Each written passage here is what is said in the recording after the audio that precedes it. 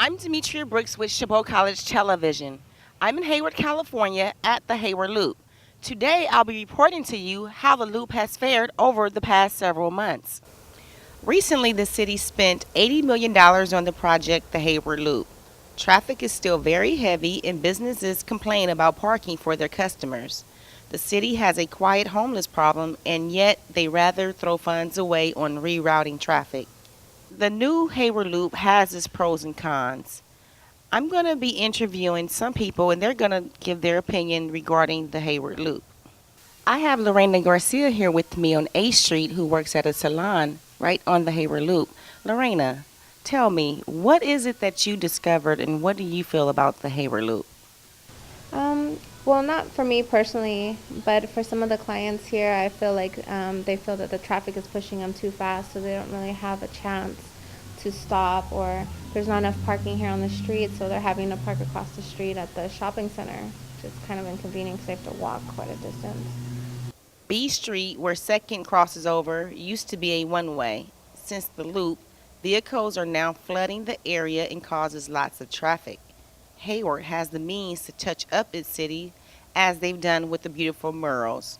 However, there's a lot of vacant land and homes that could be utilized to serve the citizens.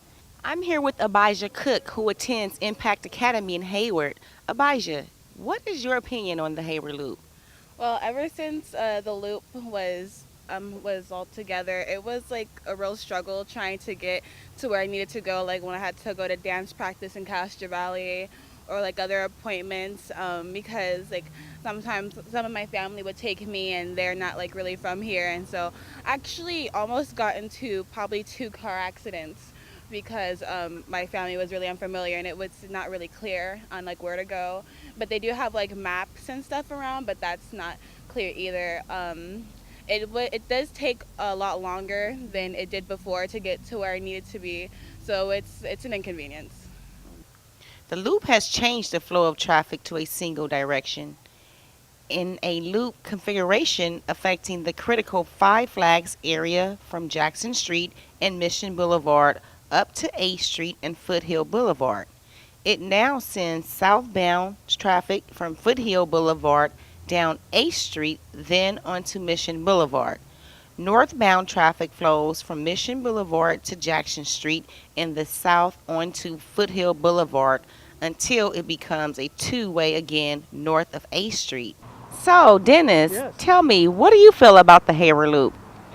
Well, it's progress. I grew up in this area, and it's very different from the way it used to be. It's hard to get used to it, but I think it's a good thing.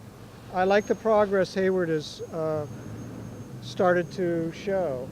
It was falling down a lot and getting kind of seedy for many years, and now they're really building it up. And I think this is part of it. It's a way to control traffic, getting through the city and stuff. So I think it's good. The loop is part of the 238 Mission Corridor Improvement Project beginning in August 2010.